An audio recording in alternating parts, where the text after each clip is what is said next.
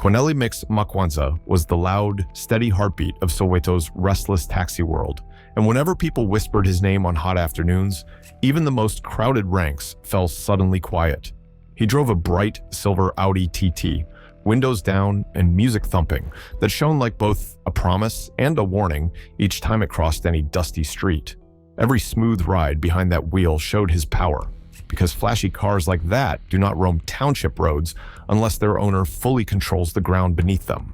Tall bodyguards rode close, forever scanning mirrors, and their hard eyes told drivers and street traders that any careless mistake near their boss would bring quick, heavy pain. Inside that small, shiny car, heavy silence followed him, proving that raw fear can fit into leather seats, glide on alloy rims, and haunt every corner it passed. But on that fateful day, everything didn't go as he had planned before setting out. There was a loud bang before the final silence. Years earlier, Makwanza was just a rank marshal, with dusty shoes and sharp eyes, rising before dawn and watching fares like a hungry hawk counts chicks on hard, dry ground. He soon learned that fear is louder than price, so he sent rough boys to block rival minibuses at busy stops until route chiefs begged for late-night talks they could never win. Each ruthless win brought a new corner. Each corner poured fresh cash, and that cash bought more muscle that pushed his growing empire wider and faster with every breaking dawn. Soon, passengers, police, and small shop owners paid silent fees just to breathe easy because his men wrote the daily rules with their ready fists. Whispers said he also shifted pills and powder after dark, hiding goods in taxis like rolling vaults, though no court paper has ever proved that claim to this day. When one bold driver spoke out about high-rank fees, he found his tires slashed and his keys vanished before icy sunrise. A quiet warning that every other driver heard loud and clear. Local councilors invited him to smoky late-night meetings, knowing city budgets would fail without his nod, while even church leaders prayed for peace they could no longer create. Taxi lanes became thin trenches, where loyalty was measured in long miles and fresh bruises, and every steering wheel carried the daily weight of his dark side. Street vendors, spaza shops, and even barbers paid weekly tribute because one angry story about a burned stall travels faster than any police car. Under his iron rule, fear walked openly beside money, and nobody in Soweto could tell where one ended and the other began anymore. Despite all this reach, he never sat alone in a public eatery, never queued in a simple bank line, never showed a full smile for any camera lens. He kept two homes, one gated with bright steel spikes, the other tucked behind a rusty tire yard, and nobody outside his circle knew which bed he truly favored at night. Reporters chased him for years to catch a clean photo, but guards raised umbrellas and engines roared away, leaving only blurred, grainy shapes in late-night news clips. Children in the township streets called him Ghost King because he was everywhere and nowhere, living proof that raw power can hide in plain sight. Yet every deep mystery grows enemies, and as his legend swelled, so did the long list of people waiting for the silence after his final breath. By the sharp winter of 2024, even loyal drivers felt the city crack like thin ice under too much weight, and they sensed his shining armor growing slowly old. Rival bosses whispered over cheap midnight coffee about a future without him, counting lost friends and unpaid debts as reasons to quietly sharpen new plans. Dealers in dark alleys began keeping one silent, special suitcase ready, the kind that closes only after destiny finally picks a side. Police intelligence noted daily chatter about a coming storm, but dusty paperwork moves slower than bullets, and their warnings inside locked drawers. All Soweto needed was one day, one corner, and one brave trigger. And the man who ruled through fear would finally learn what real fear feels like under the same bright African sun he once believed rose only for him that morning. The sun hung quietly over Meadowlands Zone 1 as Sunday moved like it always did, slow, warm, and filled with the sounds of distant radios and moving wheels. Kwanele Mkz Makwanza drove through those streets in his Audi TT, calm and alone, without the usual trail of guards that often followed his car like shadows. People saw him pass and stared, not because he waved or smiled, but because they always noticed when power moved by. It looked like any other day for the man who ruled Soweto's taxi empire, routine, quiet, forgettable. But unknown to him, it would be the final ride of his life. Far behind him, Moving steady through the same streets, a black sedan followed with silent patience, watching and waiting for one perfect second.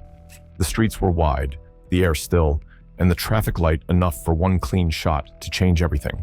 As Makwanza turned near Reverend Modus and Odendal roads, the quiet was broken by the sharp, thunderous crack of fire.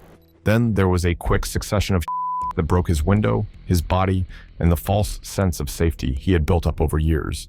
The didn't stop. They sprayed the car until it was quiet again to finish what they came to do. Some people who were nearby fell to the ground, while others ran behind stalls and fences because they were so cold. Later, one man said it was like lightning without a storm, and other people said they knew right away it wasn't just another. When the dust and smoke cleared, the black sedan sped off, leaving only tire marks and a stunned silence behind. Makwanza's body was leaned forward in the Audi, and was seeping through his designer shirt and onto the leather seats. The man who used to make people afraid sat there in silence, broken and helpless. No one yelled warnings or demands, and there wasn't a shootout between groups. There was just one short, brutal act meant to someone. There were no bumps or rough edges, and the whole thing looked like it was carefully planned. Someone knew where he was going, what time he was going to be there, and how vulnerable he was going to be while driving alone. There were cameras in the area, but none of them caught faces or license plate numbers. It was like the streets had been told to be quiet. People in the area began to talk about how the weren't just brave, but may have also had help from someone close to Makwanza. As sirens finally screamed into the area, people remained quiet, eyes wide, afraid to speak, afraid to move. The ambulance crew loaded his lifeless body with speed, but everyone watching already knew he wouldn't make it. For years, he had been the storm walking through Soweto, making others bend to his rule. But that afternoon, on an ordinary street with no protection, the storm ended with cold precision. And though the had vanished, their message stayed behind, written in and spent shells on warm tar. As the last stopped, screams filled the air, and fear spread through the streets of Meadowlands. Others hid behind vendor booths and ran away with their kids or phones in their hands. People ran in all directions. A brave group of people nearby took out their cameras and took pictures of the Audi TT's broken glass and far away, police sirens screamed, and a crowd gathered around the car in tense silence. Within minutes, Makwanza's body was taken from the driver's seat and rushed to the hospital while police cleared the way. The medics inside the ambulance worked quickly to stop from his neck and chest. The group sped through traffic lights, trying to beat the clock that was already running out. At the hospital gates, more police blocked the road and waved people and the press away while doctors took over. But it was clear even behind those locked doors, with tools and skill on their side, that he was hurt too badly, and the damage had already been done. Kwanele Mkz Makwanza was officially pronounced just before sunset. The news didn't spread slowly, it exploded. Morgue workers leaked the report before officials could issue a statement, and the images that followed showed a man torn apart by bullets. Social media filled with photos of the Audi, crime scene tape, and grainy clips of all shared within minutes. Every post carried questions no one could answer. Who did this, and who would take his place? Soweto didn't just lose a taxi boss, it lost the figure who had shaped fear into law. That same night, taxi ranks emptied out early as whispers moved faster than engines. Streets that once danced under his shadow now felt frozen, like the city had been put on pause. Makwanza's lieutenants disappeared from view, unsure of whether they were next or if they'd been betrayed by someone within. Rival groups didn't speak, but their silence felt heavy, like the kind that comes before a storm. Without their leader, the network he ruled began to crack. Roots stood open, and silence filled the ranks that used to echo with orders. The next few days showed that people who used to be loyal to Makwanza were starting to change. Some tried to get new bosses, others just disappeared, and some used threats and force to try to keep their points. Old enemies watched the fall of an empire they had feared for years, like vultures. Even though there wasn't a war going on yet, you could feel it building in the back alleys and through whispered conversations that happened behind locked doors. His did not just leave a body behind, it also made room for chaos. People in the neighborhood didn't know how to feel. They were torn between being relieved and having a deeper fear that covered every doorway like dust. Some people said prayers for peace, while others lit cigarettes and looked at the road where the blood had dried, not knowing if they were safe or if there was more danger ahead. The only thing that kept things in order for years was Makwanza's name. Every gate was locked, and everyone in line was quiet because of it. Fear had no face, no voice, and no clear owner. This made everyone feel exposed under a sky that seemed too wide all of a sudden. Anyone could get even at any time, from anywhere, and no one wanted to be the next body on the tar. 4 days later, hundreds of people showed up to the funeral, but the mood was anything but sad. It was tense, with plainclothes officers keeping an eye on things with their drawn. As the smooth, dark coffin made its way into the church, guards lined the walls and looked at each face for any sign of trouble. Outside, competitors drove around with their engines only half running, trying to figure out whether to show respect or claim territory. The smell of gasoline and incense combined in a way that made everyone's skin crawl.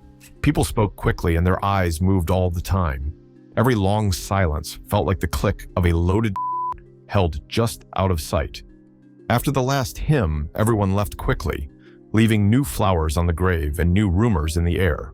Different radio hosts in the province had different ideas about what his fall meant, and newspaper headlines screamed that the taxi business was in for a storm. Even though there were more police officers on the streets, drivers still taped shields to their doors because they knew that a badge wouldn't protect them from a bullet from 2 feet away. Kids were kept inside after dark, and store owners locked their doors early because the streets no longer belonged to one ruler, but to many hunters looking for new land. Every night, could be heard in the suburbs far away. They were small warnings and sharp reminders that the empty space he left would not last long. Not only did his end fear in Soweto, but it also opened the door to a flood of violence that no one was ready for. Captain Misando was the first officer on the scene who really had power, and he gave orders quickly and clearly. When he got out of the police car, there was already a crowd of people there. Their eyes were wide and their voices were low. The Audi TT was in the middle of the road, covered in bullet holes. It was still humming a little, as if it was shocked too. Everyone was told to go back, and Misando pushed the crowd behind yellow tape, while his team moved in with cameras and gloves. Police started taking pictures of the broken glass, the torn leather, and the cold trail of that went through the seat. Every bullet hole they found told the same story. It was a warning that looked like a sentence. They found shell casings spread out on the tar. Each one was put there on purpose, not out of fear. Even though the wind picked up, there was still a heavy silence that hung over everyone. It was clear to anyone with trained eyes that this wasn't a random act. Everything that happened just now was planned. Officers started to talk to people on the street and knock on nearby doors. They didn't panic, though. They found something worse. Some people had even caught parts of it on their phones, but no one wanted to talk about it. People turned their heads, shut their doors, and whispered. Makwanza had control of the streets even after he died. That kind of silence isn't real. It's been made. Not only the made people afraid, they were scared to talk about the for fear of being seen. Soweto is aware of how quickly a story can turn into a The police had dozens of unofficial witnesses, but no one was willing to go on the record. At the scene of the crime, no fingerprints were found. There was no left behind. The license plate of the car that got away had not been caught on camera, and all of the traffic feeds were either too blurry or missing something. Police looked at hours of video, asked for tips, and even went to nearby auto shops to see if the black sedan had been there. But each lead ran into a wall, and each clue was lost. The attackers seemed to have disappeared into thin air to the public, but detectives knew it wasn't true.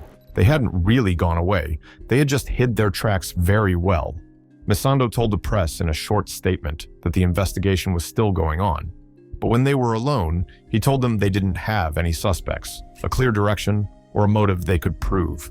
Inside the station, the case became a quiet obsession. Detectives pored over old files, rivalries, and known gang movements. They revisited past attempts on Makwanza's life, minor feuds he'd settled with force, and deals that had ended badly. Everything pointed to one truth. This was not a street-level. It had all the markings of an organized hit.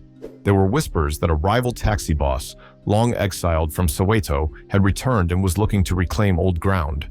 Others believed it was the work of a criminal network that had once partnered with Makwanza, until something broke behind closed doors. There was even talk of a contract paid for by multiple hands, each one with a reason to want him gone. But these were just theories. None of them came with proof, and no one was brave enough to confirm any of it. The most unsettling possibility was the one detectives feared the most: an inside job. Someone had to know Makwanza would be alone that day. Someone had to know his usual guards wouldn't be with him. It was a detail only a few people would have known, and each one denied any involvement. But when investigators questioned them, their answers were too perfect, too clean.